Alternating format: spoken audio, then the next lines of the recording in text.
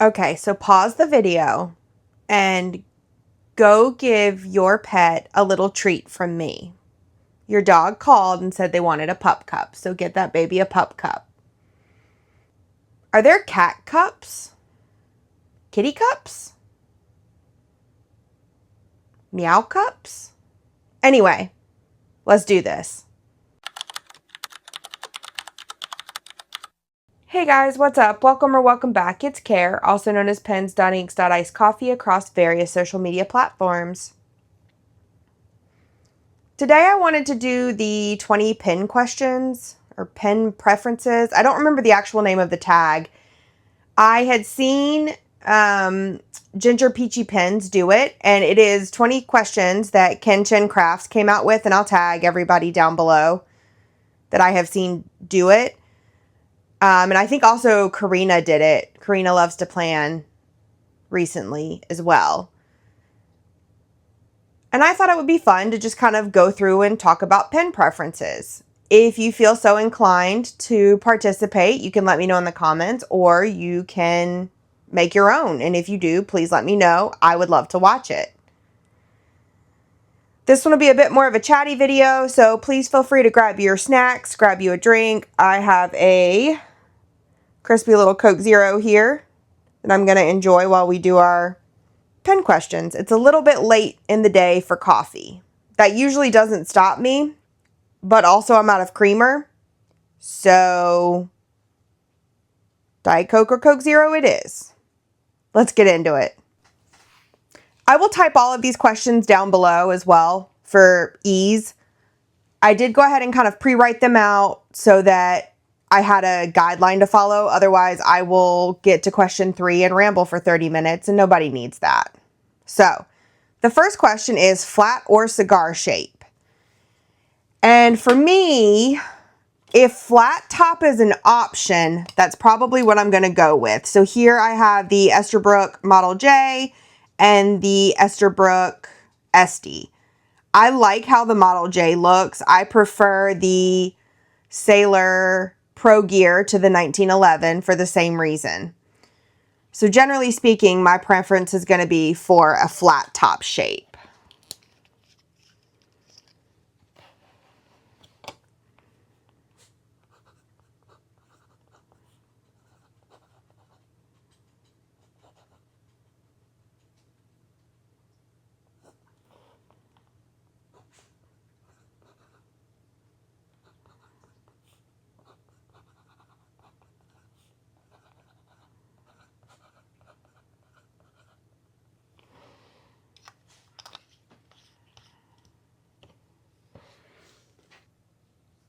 Next, it's gold or silver trim. Now, generally speaking, my preference is always going to be for silver trim.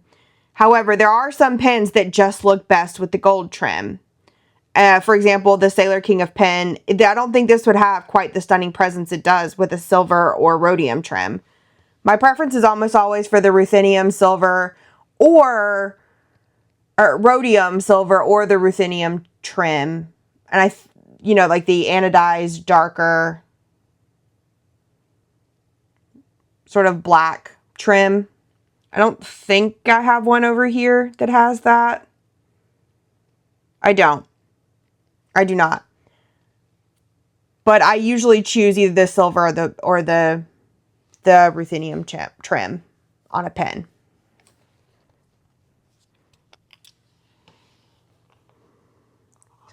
Generally, I'll opt for silver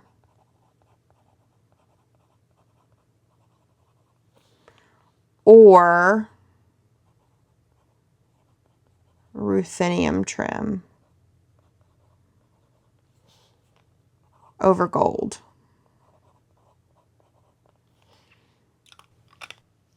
Posted or unposted? If you have watched any of my pen videos, you already know the answer to this. It's always going to be unposted. Except pocket pens.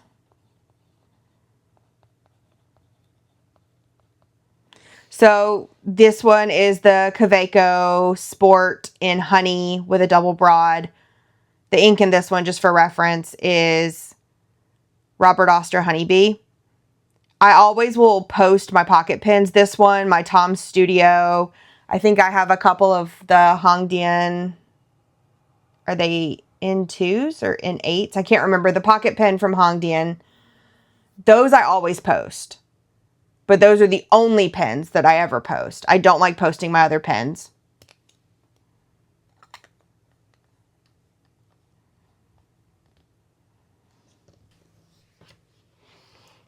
Our next question is cartridge and converter or internal filling mechanism. I enjoy the capacity of an internal fill.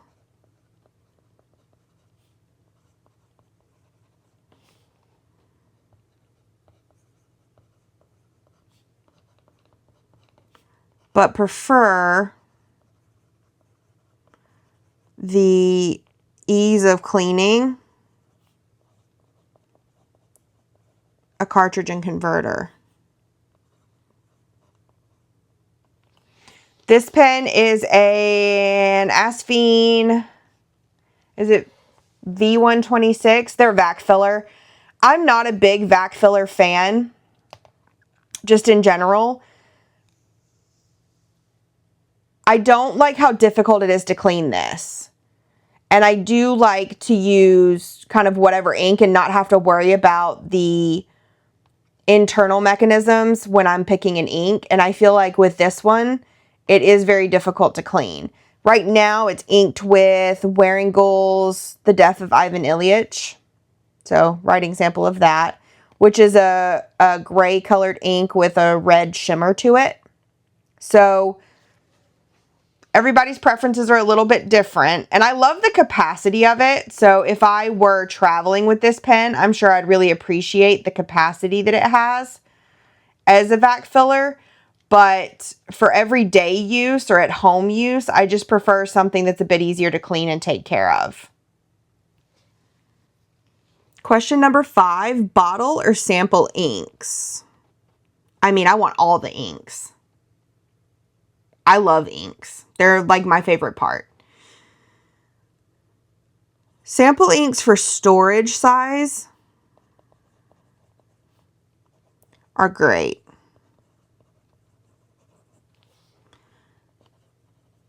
But I find that the cost factor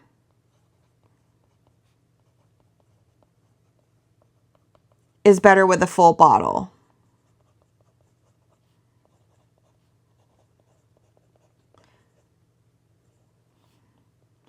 Oftentimes, you pay a bit more per mil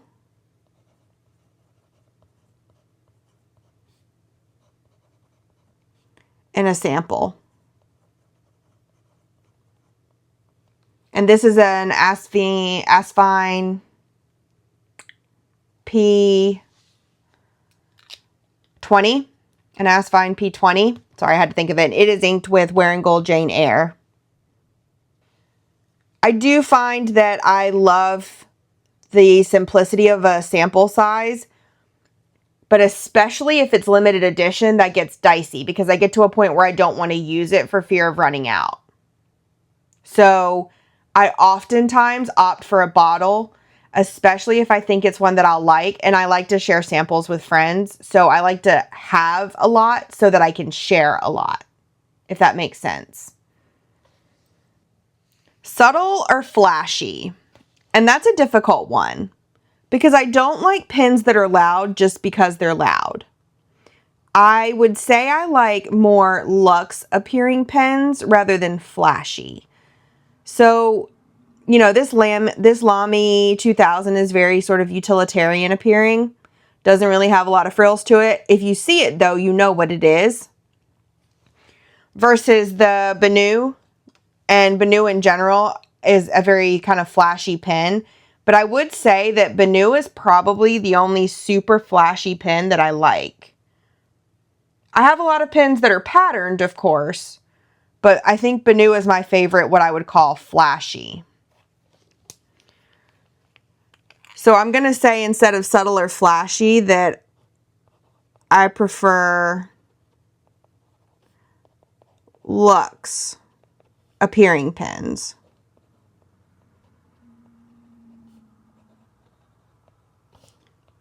And pens that I can easily match inks to.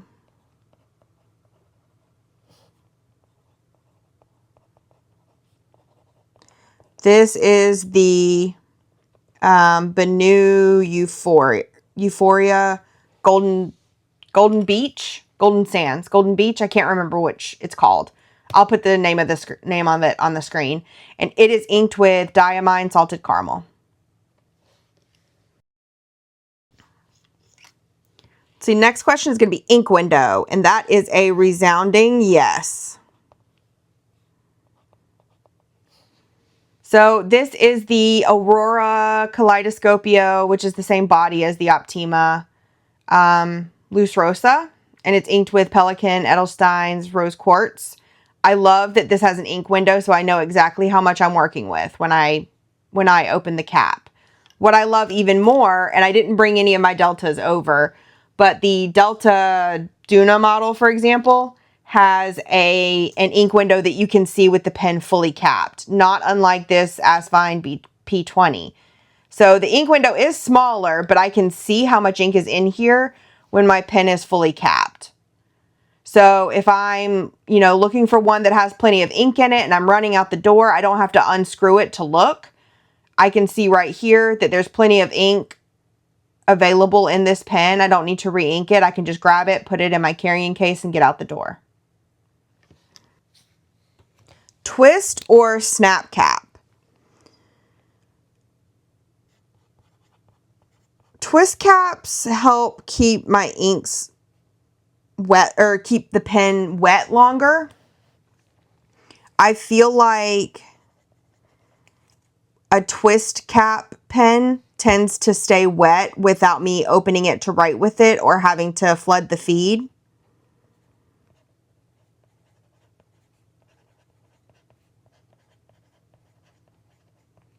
But I do enjoy the simplicity of snap caps.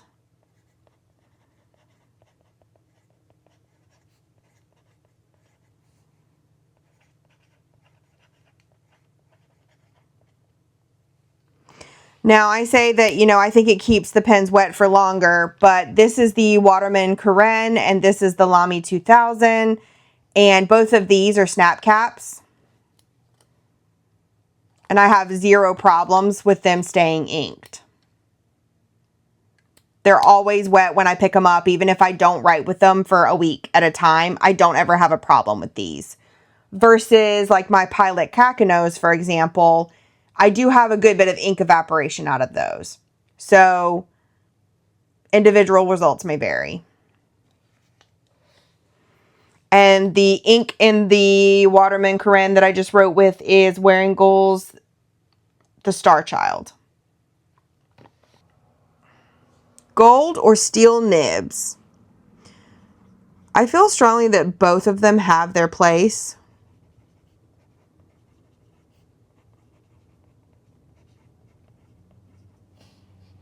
And purposes.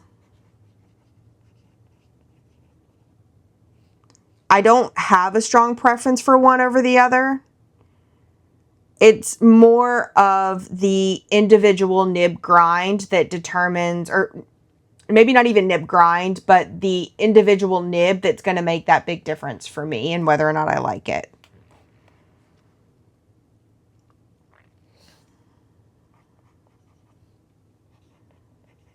Because I have some gold nibs that are scratchy and they just don't write well. And then I have some steel nibs that are like butter on the paper and they're just a beautiful, smooth writing experience.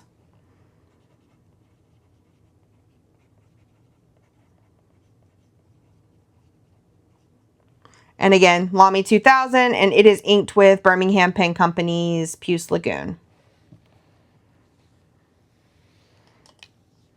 Basic nibs or specialty grinds. Now this one is very difficult because as much as I will look at a pen because it's pretty, what determines my enjoyment of that pen is going to be the writing experience I get from it.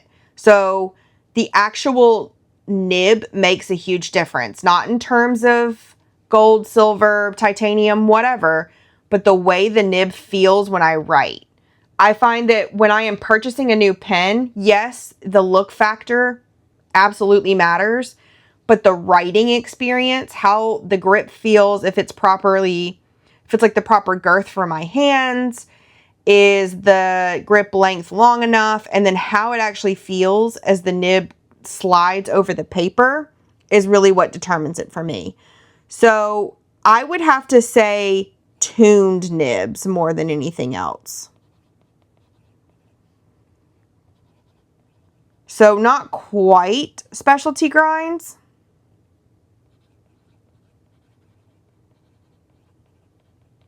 This one is a specialty grind. This is an Architect nib from Kirk Spirit Pen Realm. I got it done at the at Florida Fountain Pen when Kirk was doing some specialty grinds there, and he had some available appointment time. So I got an Architect grind from a Barad, I believe.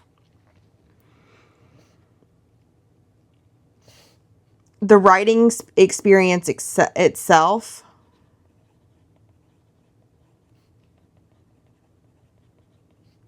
matters more than the shape of the nib.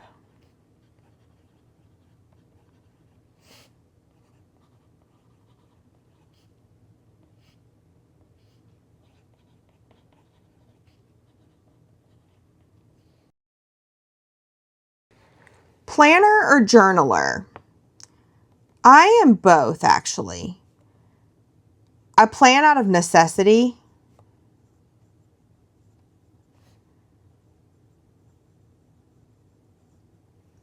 But journal for fun.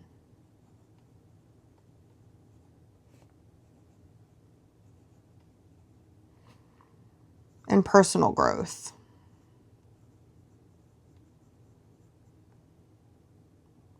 So I like to plan for work, like a 24-hour vertical weekly, to put any actual work, administrative things I need to do, that sort of thing. I am not really a bullet journaler. I use like a passport size notebook for to-do lists. And every day I make a to-do list with my little kind of hash marks off to the side. But I do really, really love to journal. I love to just write, the act of writing. So whether it's writing about my day, documenting information I read in a book. I have a 5-year journal that's actually like a news journal. So every day I go through and I pick a news article and read it. And then just in like 3 to 5 sentences, we'll recap what that news article said. And I also will put like the temperatures and whether it was rainy or whatever that day.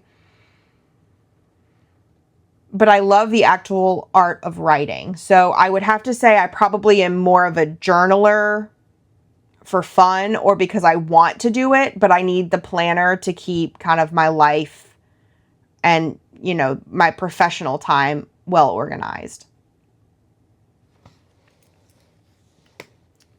Pilot Kakano, the Midarami, I think this is the Drowsy Brown, and it is inked with Birmingham Pen Company Lampshade. Tomoe River paper, old or new? I prefer the old paper if I have a choice. I don't mind the newer paper when it's a good batch. I've gotten 2 or 3 different notebooks that weren't, and they feathered and bled, and they were just absolutely unusable. I am excited about kind of the 2026 papers to see how that differs and if it's maybe a better blend of the two. So I'll have to kind of report back after the newer batches of paper come out. But as it stands now, old, only because of the inconsistency issues.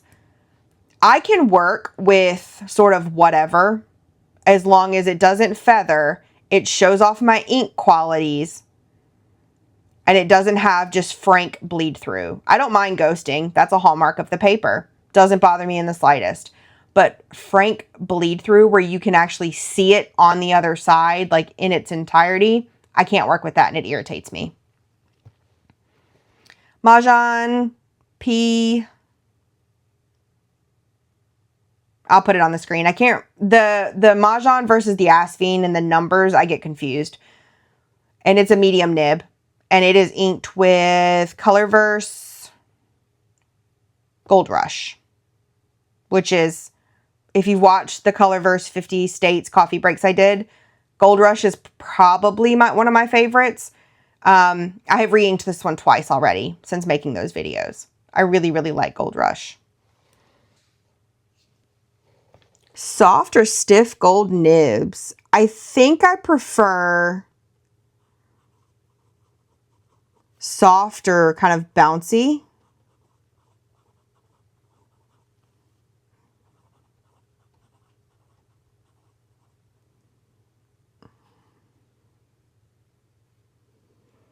But not to the point of flex.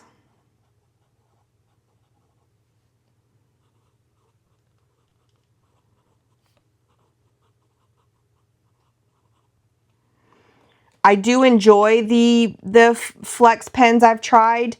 My penmanship is atrocious with it though, so I need a lot of practice on it. But I do prefer a softer, bouncier nib versus a stiff nib.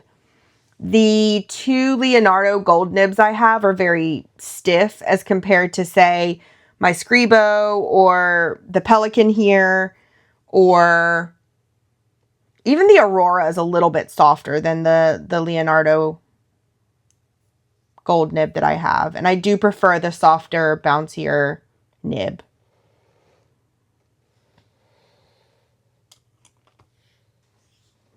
Shading, shimmer, or sheening ink. And I feel like I don't even actually have to respond to this. I'm almost 100% sure that everyone will know my answer already. But it is shading. Specifically, chroma shading.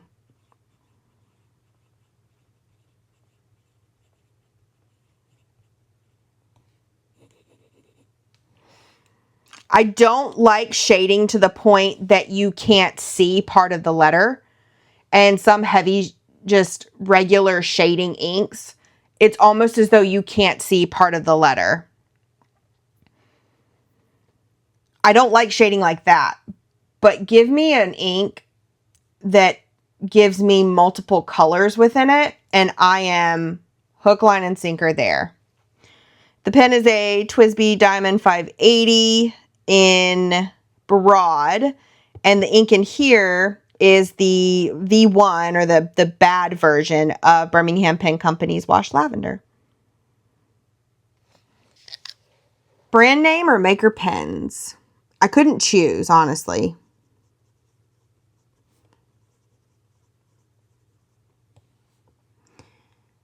I enjoy branded, or rather maker pens, because I do feel like they are some of the prettiest pens you'll ever see.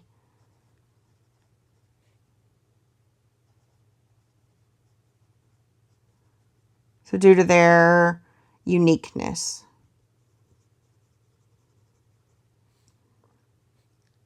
But the nib sizing can be very limited without potentially compromising a nib in a different pen. So for example, I could probably take a maker pen and have a Sailor nib, for example, or an Aurora nib fit into it, but I may potentially damage the housing of that kind of higher end nib. And what I really love is more of a hybrid model or hybrid combo. So for example, when Jonathan Brooks does his resins for Leonardo, I think I have a primary manipulation 4.5. And I think he also did the Leonardo for was it Pen Chalet, the Luck Bringer? So that's kind of like a hybrid model, right? So you have a maker pen resin in a branded pen. But that said, and this pen is an Asfine P50. It is inked with Dominant Industry Duftrausch. I did want to showcase 3 of my favorite maker pens. I don't have them inked right now because I spent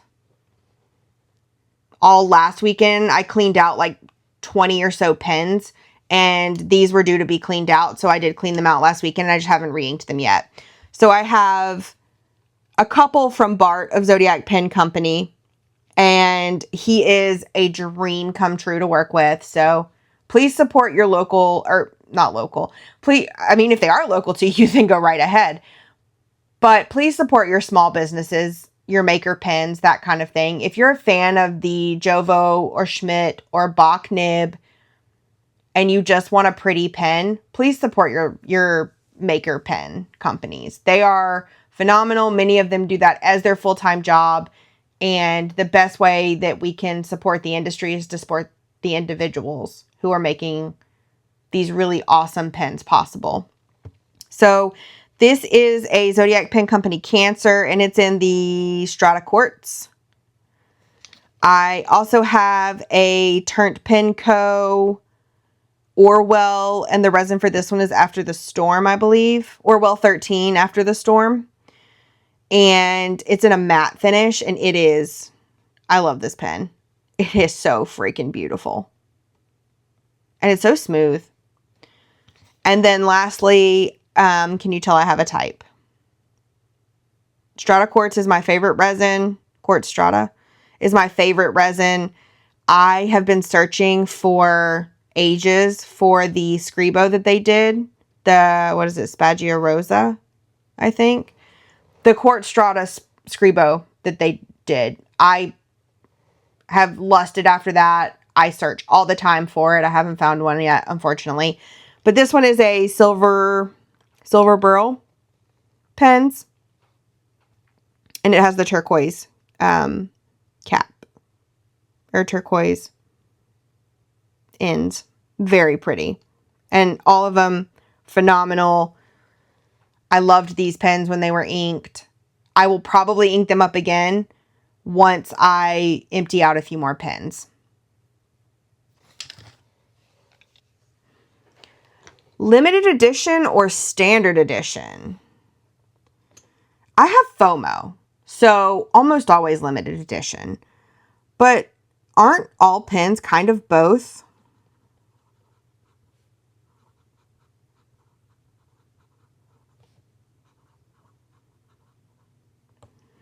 Right? So, for example, Pelikan always has the M200 series. This is a 205. And this is in the Moonstone. And the ink in here is the Pelikan Moonstone ink. The pen itself is a standard edition pen. They always have the M200 series. The colors change, though. So it's kind of both, right? Same with the Esterbrooks. I have an Esterbrook SD in Punch. I don't think that resin is used anymore, but the SD itself I can get now in other colors. There are so many Sailor limited editions, like Sailor Pro Gear standard size limited editions that come out in usually Japan that I would just give an arm and a leg for. And they're not available here. And I'm also looking at ones that maybe came out 2 or 3 years ago before I knew that I would want them, right? When I didn't really prefer the finer Eastern nibs. Now, I love Sailor nibs in addition to all of the others. They all have a place in my writing preference. But finding them available is very difficult. So I would have to say probably limited editions if I have to pick between the two.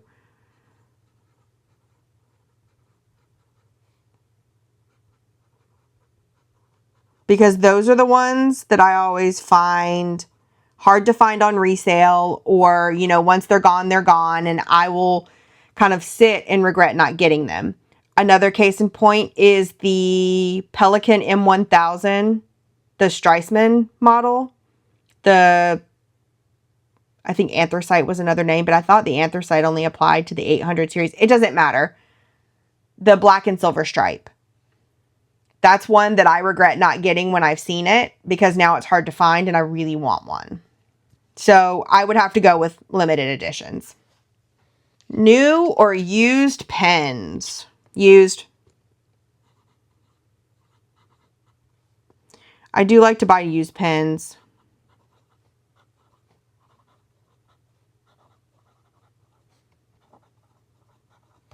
When I can.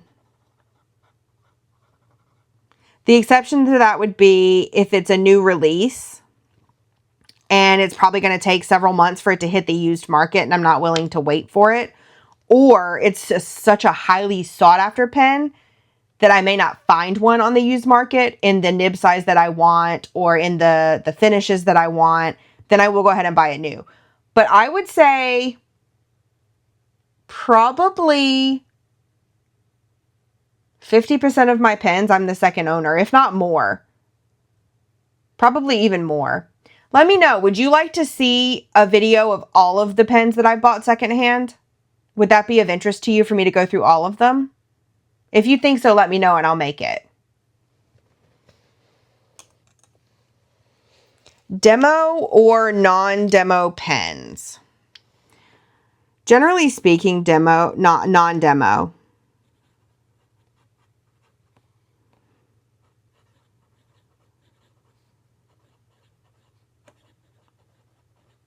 I feel like with demo pens, I have to be cautious.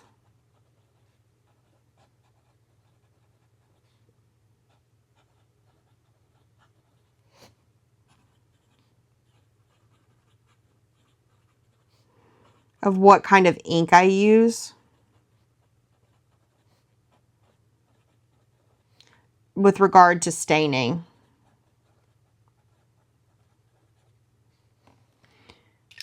So the TWSBIs obviously don't have a non-demo option. And these don't really tend to stain. It's probably kind of the finish that they use inside on the acrylic. And also, I don't think I have inked any of these with a red or a blue that would be more prone to staining. I haven't found the browns that I use to stain terribly. And this is the TWSBI Eco in Cafe. And it's an extra fine. And it is inked with Monteverde's Moonstone.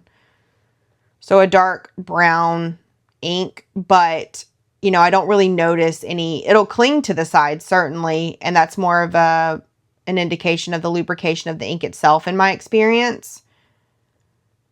But it doesn't really have any staining. Like when I clean this out, you're not going to be able to tell what color I had in here. Versus, again, I'm going back to my Asvine vac filler.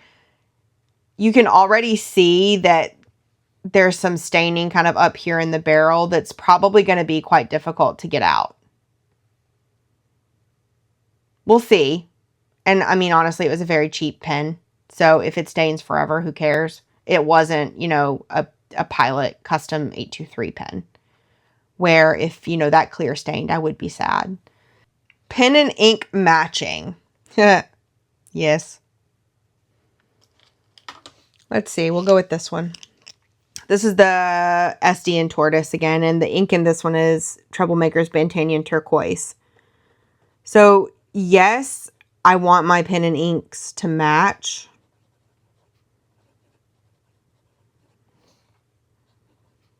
But I care more about it coordinating rather than an absolute color match.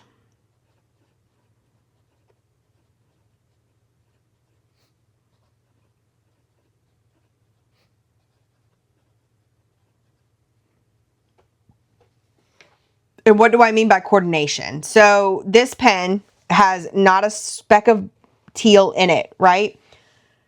But an opposite or contrasting color from brown would be a green or a teal. And so these two coordinate really well versus, you know, a complete match. Then we have, you know, the Lamy 2000, the Waterman Karen. These are dark. I probably should not drag that over the ink I just wrote. These are dark pens. They're black pens, both of them, with silver trim. So almost everything will match these pens, right? I have Puce Lagoon in this one. I think that's the ink there. And I have Waringall's The Star Child in this one.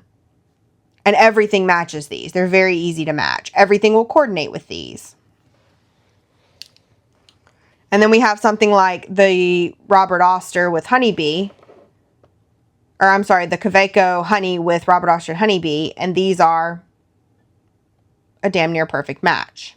So I like them to coordinate rather than match perfectly.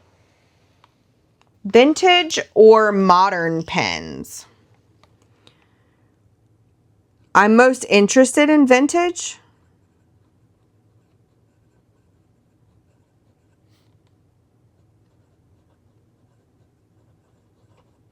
But I have far more modern.